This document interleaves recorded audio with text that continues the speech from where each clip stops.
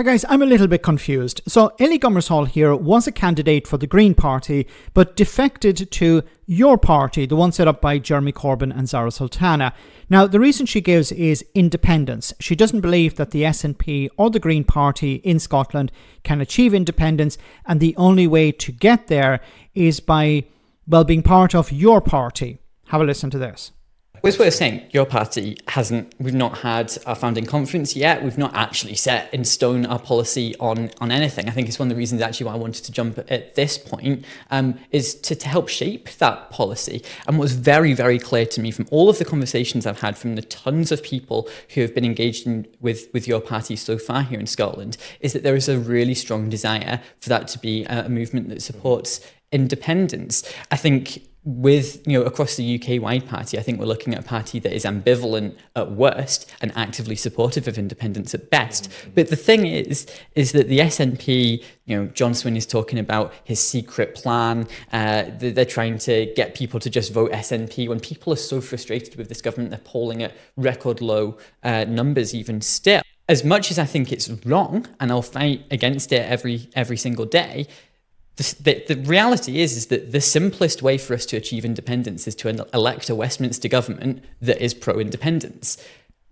And I think that your party, while obviously will have, will hold positions beyond just the constitutional question, I think that if we can get to a point where actually we've got, hundreds of MPs across the UK who are actually saying, no, Scotland does have the right to choose. That is an important democratic principle. Can form the next government and get us that referendum. I think that is how we achieve independence. Okay, so this is an interesting approach, but I think there are a few problems. So first of all, I understand the idea you want to be part of a bigger party, a UK-wide party, and then you're able to push for independence that way. But there are a number of problems. The first problem is the people who set up this party, Jeremy Corbyn and Zarah Sultana. So Jeremy Corbyn back in 2019 said that he would rule out a second referendum for Scotland if Labour won power. So this was Jeremy Corbyn in 2019. Now, he changed his tune in 2023 where he said that the Scottish people should be allowed a second referendum. They should be allowed to vote.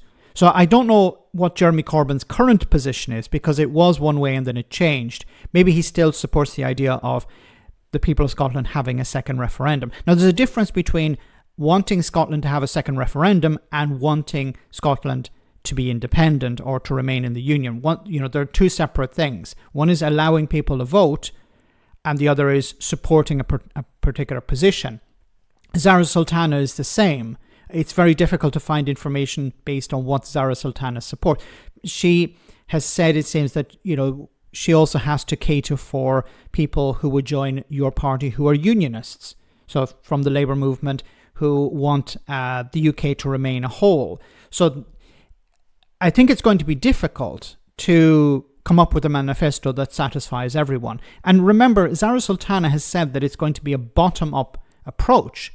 So it's not going to be the national executive that decides the policies and then the members vote on it. It's going to be the members that will be deciding the policies, which means that you're going to have a party that gets most of its members from England who are going to focus mainly on English issues. I'm not saying that independence, Scottish independence or Welsh independence will not be included, but they will not be prioritised. So, and there may be people who would vote against such a measure in England, who would say, no, I'm completely against Scottish independence. I'm completely against Welsh independence. We need to protect the Union. So there may be, I'm sure there will be people in your party who will support such positions.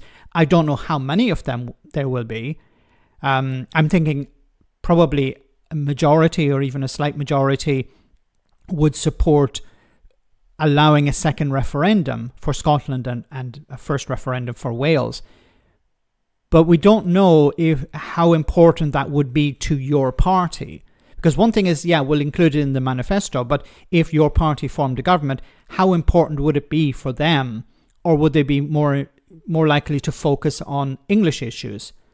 Things like cost of living or international issues as well. So I think I understand why you want to join the party to try and shape the policies, but I think because of the framework, because of the structure that your party will adopt a bottom-up approach, it's highly unlikely that Scottish independence or Welsh independence will be a priority, because you're talking about a majority coming from England. I could be wrong, and let me know in the comments if you think I am. But I think Ellie here is making a mistake. Joining your party when we don't know what the policies are and when we've heard mixed signals from the founders, I don't know if they're going to be the leaders, but from the founders, doesn't bode well for someone who wants to push Scottish independence with your party. Let me know in the comment section, guys, what you think, and I'll see you in the next video.